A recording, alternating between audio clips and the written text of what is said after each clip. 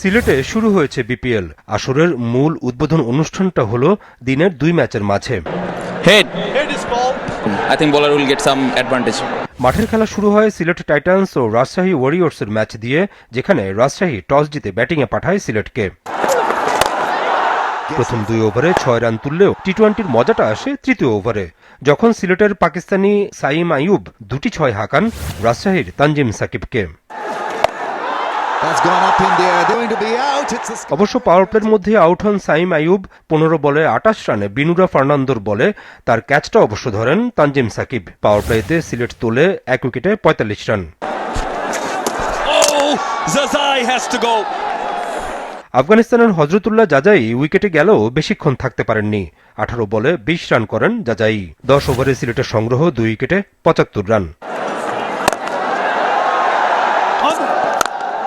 রাজশাহীর বোলারদের কাছ থেকে কিছুটা রান আদায় করেন রনি তালুকদার। 4টি 4-এ 34 বলে 41 রান করে আউট হন রনি। সিলেট ইনিংসে রানের মূল কাণ্ডারি অবশ্য middle order batter Parvez Hossain Emon. 33 বলে 4টি 4 ও 5টি 6-এ 65 রান করে অপরাজিত থাকেন এই উইকেটরক্ষক ব্যাটার।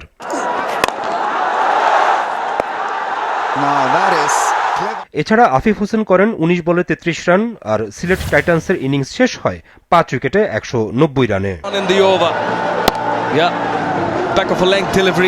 191 রানের টার্গেটে ইনিংসের তৃতীয় ওভারেই তানজিদ হাসান তামিমের উইকেট হারায় রাজশাহী ওয়ারিয়র্স।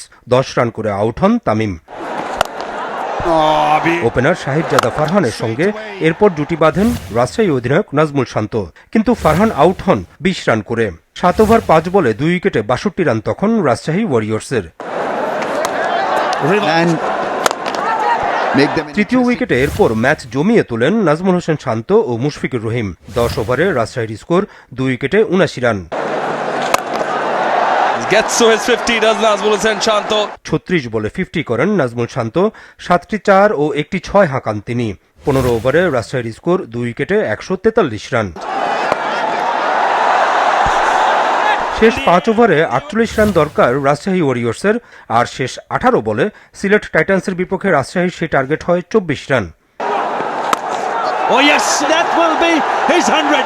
এবারের বিপিএল এ প্রথম এবং অধিনায়ক নাজমুল হোসেন শান্তর সেঞ্চুরিতে জয়টাও পাওয়া হয়ে যায় রাজশাহী ওয়ারিয়র্সের।